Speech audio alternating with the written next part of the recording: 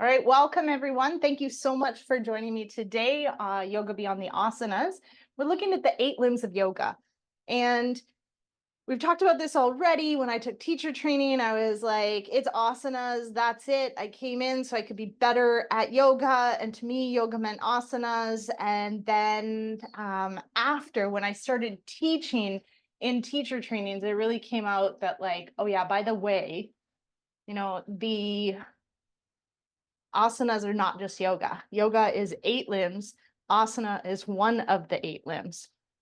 So we're looking at the very first limb, which is the yamas. Okay. Now, when we look at the yamas, what we know is the yamas are thought of as like restraints or things not to do to live your life.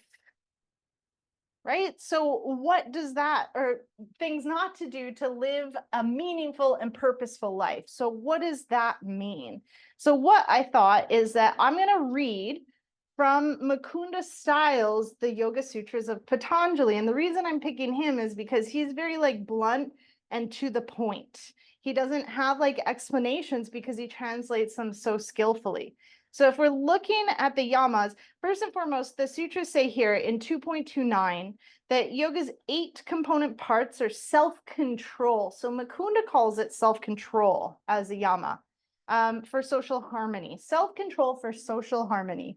Precepts for personal discipline, that's the niyamas, the yoga pose, which is the asana, regulation of prana, which is pranayama, withdrawal of the senses from their objects, that is pratyahara, contemplation on our true nature, which is dharana, meditation on the true self, which is dhyana, and then being absorbed in spirit, which is samadhi.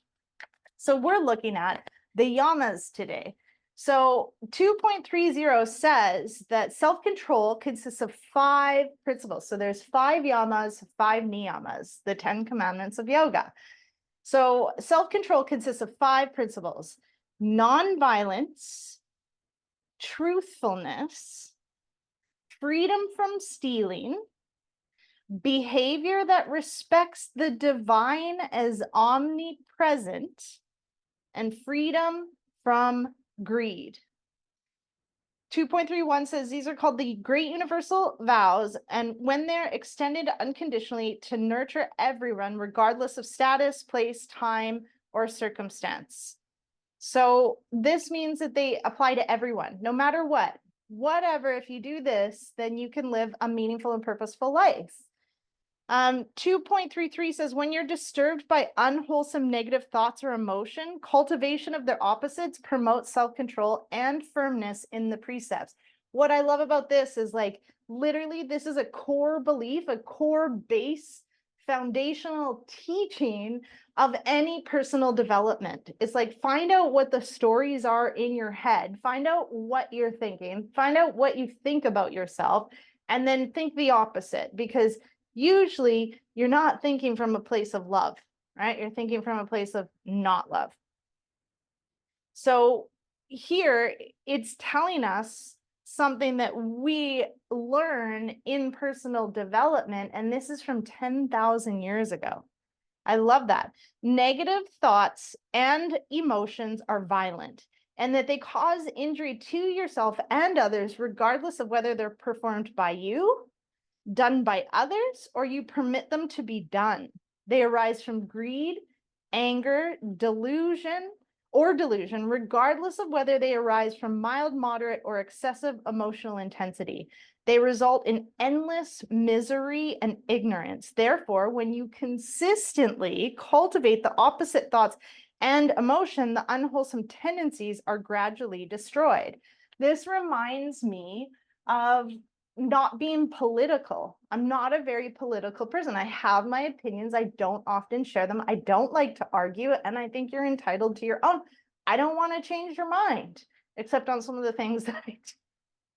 So I don't tend to like be very political. And when my mom or my dad will say something that is like it's racist, I like, and they don't mean to, but that's not an excuse. So for the longest time, I wouldn't say anything. I wouldn't correct them. because for me, it's like, well, I mean, they're from a different time. If I try to correct them, it just starts a whole thing. But when I started reading this, I thought, well, if I don't say something, then I'm perpetuating this. And my kids see that I don't stand up for the fact that I don't believe in what they're saying.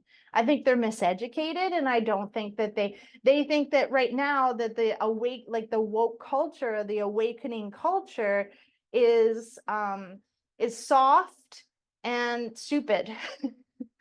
And I mean, like, everybody is awakened to their own level. Even the woke culture still has spiritual bypassing and isn't awake in a lot of freaking places. But that's fine, because what's happening is a movement to awaken us to what the fuck has been going on and been okay for a long time, which is not okay. And so it calls me, in hearing this, it calls me to not only think the opposite, but say something, because it says here, if they cause injury to yourself or others, regardless if they're performed by you or by others, they result in endless misery and ignorance.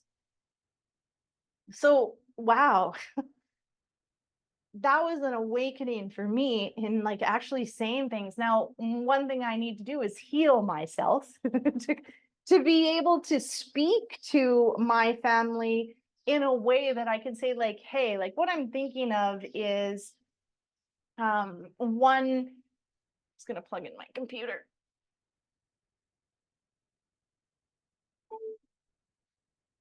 One experience in which it's like the celebrating of Canada Day. See, this even makes me nervous to speak about it openly, and if I'm not, then I'm causing damage, right? The celebration of Canada Day.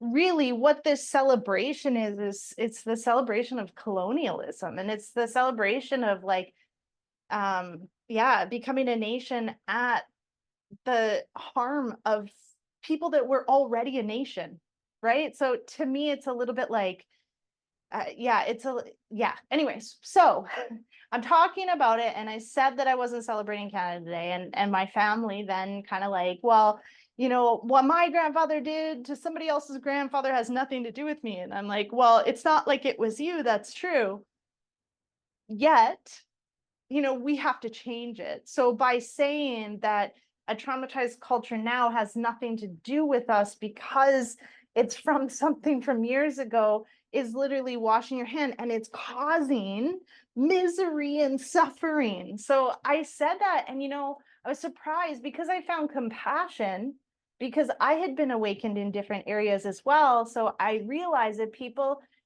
are ignorant just from a place of not knowing, not because they're assholes.